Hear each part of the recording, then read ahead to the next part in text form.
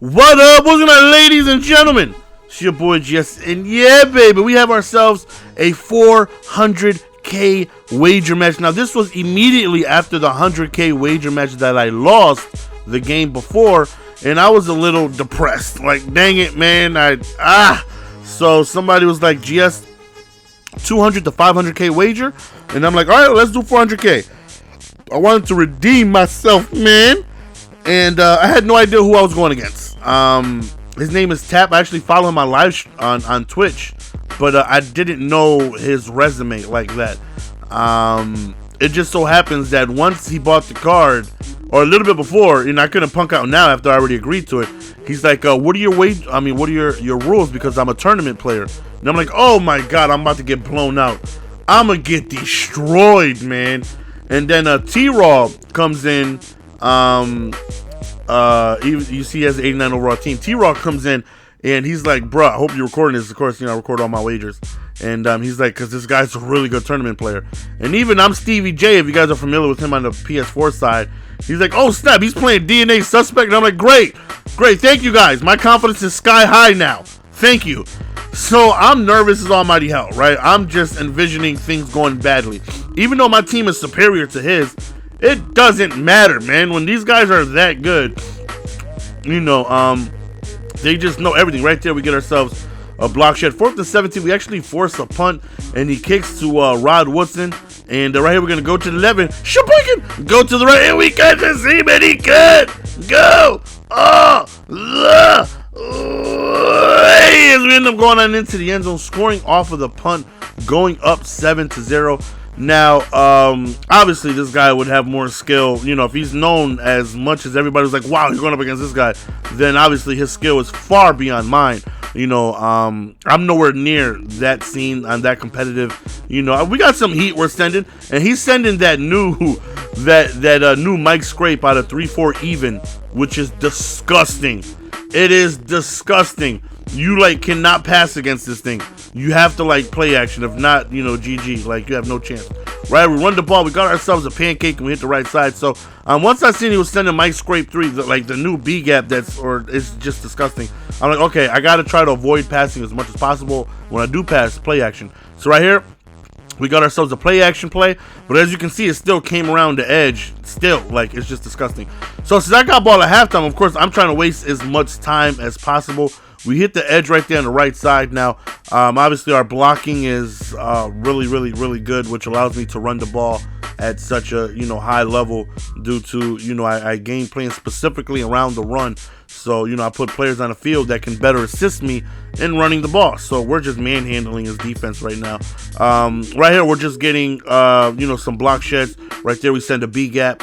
On 4th down, he goes for it. We send some dual heat right there, and we actually put Sean Taylor in a hook zone. He was in a deep blue, but I put him in a hook zone just in case that he got there and he had to make a quick go. Look at that spin. I'm telling y'all, man. I'm working on my spins. So here we go. We're up 21-0, right? And the chat's going, the folks that know DNA Suspect or Tap are going like, wow, GS is actually doing really well against this guy. He's dropping passes, and of course, there's just unfortunate things going against him. Right here, he rolls out, throws on the opposite side, and of course, I'm trying to go for the kill shot right here, and he ends up holding on to the ball. So since I got ball at halftime, oh my gosh, what a snag. That catch was beautiful. Right here, he rolls out, takes off, and ends up sliding just before we could get to him. So his is with a play action, goes over the middle really quickly, and picks up the first down.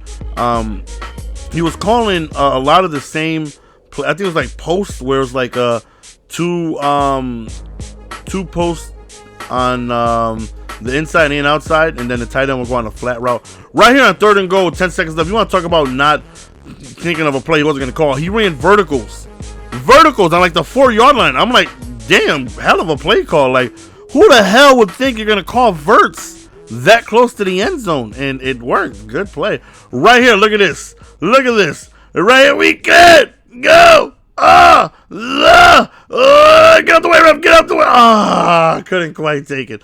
So, of course, now I'm hitting left bumper so damn fast, I forgot I hit it. I'm chewing as much clock as possible. Even if I don't score, I'm going to go on ahead and take a couple minutes off the clock. Right here, we break a tackle, and we pick up the first down. And again, tick, tick, tick, tick, tick, tick, tick.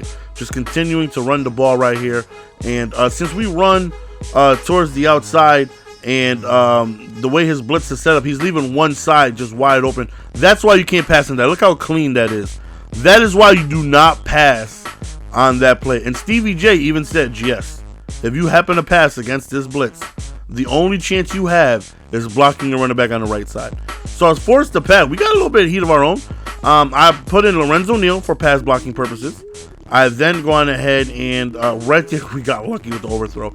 I blocked him on the right side and it came in and he's like, GS, what happened to blocking running back to the right? I'm like, yo, I did. It didn't do anything. He's like, yo, that's the only chance you have to survive against that blitz. Right there, we catch an interception right there. Just a bad throw off his back foot. Only a minute remaining, almost in field goal range. So again, at this point, I'm not planning on passing the ball. Hell no, not with that blitz he got coming in. That blitz is freaking disgusting. That blitz is disgusting. Like, I don't plan on passing one bit. I'm going to keep running and running and running. I'll take a field goal. Just kill as much time as possible. Now, clearly, again, I'm not stupid whatsoever. I believe in my skill set. I feel like I'm a good player. Do I feel like I'm a great player? No, but I feel like I'm a good player. And I feel like I usually don't get my credit whenever I beat somebody, because they always say, oh, it's your team, it's your team, it's your team. And I'm like, what about my offense that was working against you? What about my blitzes or my pressure? What about that? What about my decision making? What about my users if I made some user plays? It's never any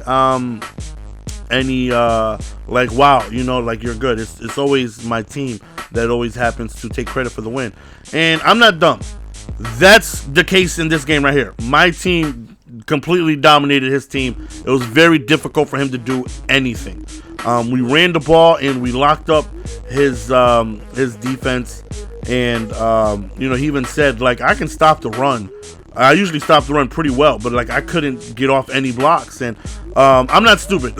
This was clear, just team over. Our team was just severely better than his, on top of us knowing some blitzes and doing what it is we do. So we'll take it against a very from what I'm hearing, well-known tournament player. It's your boy Jess. We're gonna go on ahead and be signing out. Peace.